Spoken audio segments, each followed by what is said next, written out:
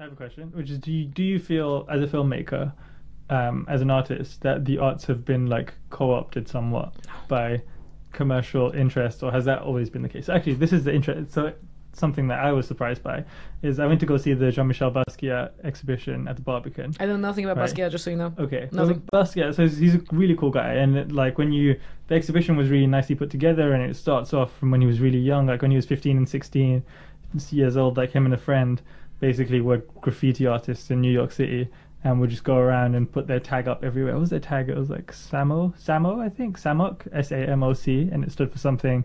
But they're like, as I understood it, a bunch of 16, 17-year-old kids who were just having fun and were like, oh, this is, cool for us. But we're really prolific and produced lots of work that a lot of people resonated with. And this was a time when like crime was really high in New York, and it was like their artwork was very adventurous and out there.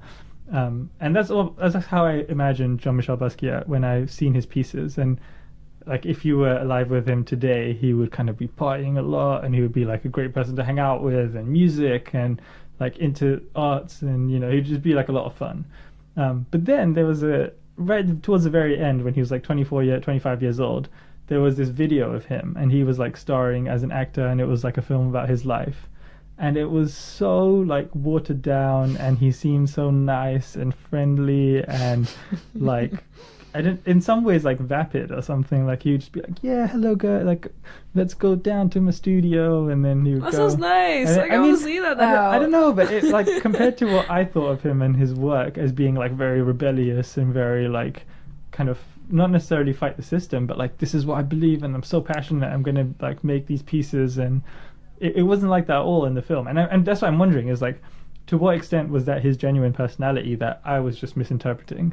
Or what extent was it like he was encouraged to portray this character because some marketing person thought that it would make him more appealing to his audience? Okay, so again, not knowing anything about the guy, my guess is that at an age like that, when you're impetuous, when you don't give a shit about what anybody else tells you, I think it's unlikely that he was behaving in the way that somebody else was telling him to. He was a bit older at this point. I think he was like 25, 26. Like he wasn't as young and impetuous. But. Even so, I think that's still kind of not an age when you get people to tell you to do things. So like, and that's what strings attach. My guess is that maybe it was just somebody who wasn't used to having such a personal face on things. So for one thing, you can say that whatever art he made might have acted as a good vehicle for you, right? For you to project things onto, for you to relate things onto. So I think that's probably some of that. Whatever you're imagining, but like inevitably be different from how he is. And but also maybe he was just a really nice guy who had this like slightly aggressive output. Like it might have been there totally, but he might have just also been a nice guy. Yeah, doesn't have to be this. Yeah, you don't have to read too closely into it. I don't know, it was a great exhibition. No, but I think it's interesting to hear you say that though, because this will sound. That sounds like quite a typical artistic response to violence. So I think that whenever you have a situation when things are tough, when there is little stability in social terms, when basically when you're young and things aren't right. There is genuinely a response to that.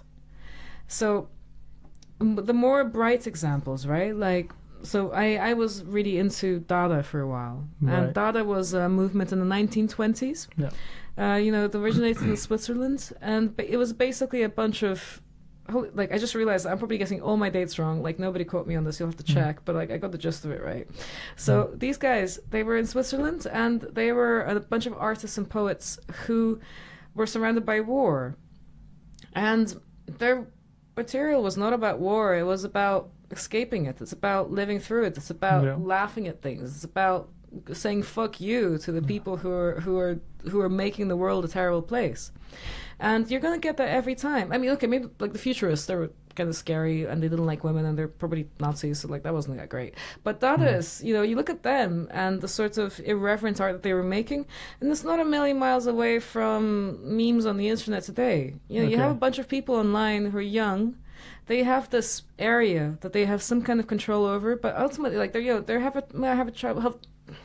they might have trouble getting a job. They hear horrible things on the news. Their family might be not understanding them, and they're probably also experiencing problems making friends. They're surrounded by all of this chaos and things that they can do nothing about, but they can go online and they can create imagery which will somehow chime with somebody on the other side of the world. So I think it's extraordinary that there ways emerge in which you can communicate these things. You can talk about how angry you are or how funny things are. But, you know, you remember that time with, like, the same kind of image macros, the same fonts, the same everything. They worked out a system how you can communicate a thought from one individual to a great mass of people for them all to understand it. So, yeah, I think that's it's a natural response to feel unhappy about things and want to others to know that you feel that way. And, like, I don't know, it's really interesting. Yeah, it's like quite funny, I guess, interesting to think about. Maybe one day internet culture and memes will be studied in the same way that we study. Probably already being studied right now. Yeah, but like futurist man, like someone will pick some random 4chan green text thing and be like, "Oh my god, yes, like, this is where we define." Yeah, maybe. Like, yeah, I mean, because it's almost like, you know, like all those thousands of thoughts, and something rises to the top, and maybe there's a reason for that. Harambe will rise to the top, maybe. Like, that's something I did not understand, although I'm not gonna lie. But you know, I was one of the members of Something Awful, and I remember what it was like seeing memes come from Something Awful. You know, things becoming popular on other parts of the internet from some forums that I was on, and things like Slenderman. Holy shit! No, so really exciting. Yeah. Yeah, I do like that interpretation of internet culture as like the battleground of modern culture in some ways. Yeah, like, totally. And just the fact that it happens to be online and so has like somewhat slightly different rules to graffiti in the 70s or whatever. Like, yeah, slightly different, but still the same kind of inclination, I think. And I guess somewhat more accessible to like a broader populace. To an extent. Have you seen any so I'm on Reddit a lot, probably maybe like you are as well, and some of the newer memes, I don't understand them. They've gone so far beyond me. Yeah, I don't know. I've got all the kids these days. They've gone to somewhere, man. Does that happen all the time? I heard the word centennial for the first time recently. Have you heard this? No. This is what happens after millennials, basically. Oh my god. Yeah, no, it's great. It was like a Business Insider thing that somehow came up on my Facebook sponsored ads, and it was like how to bring centennials into the workplace, and it was like, no, it was like 10 things, and it was like, number 1, you know, they're going to be on their phones all the time, but don't worry, that's cool because they're like tech literate, and they're, you know, they're not just messing around. They might be Googling something really important, or they might be learning a new skill, and it's like, no, I actually totally agree with all of that, but like that's bizarre, the fact that we've come to this point. Well, I think it's people that were born after 2001, so yeah, which is also kind of like they were not alive when 9/11 happened. Possibly. No, it's a different time, and also they didn't know so many things that, you know, you're a bit younger than me, but even things that, you know, you probably have known, they will not. Well, I think it's interesting because when I was a kid, I think so everything that happened before I was born was just like squashed into the same time period. So like in my mind, I think when I was younger, it was like the fall of the Berlin Wall and you know, like the World War II and the pyramids all happened at this like roughly the same time. Yeah, like who cares? Like, you know, it's like once I was born, then okay, fine, then things start mattering. Yeah, that's when it got interesting. Yeah, exactly. So it was like all this random stuff that we had to learn about in history. I was just like very uninterested.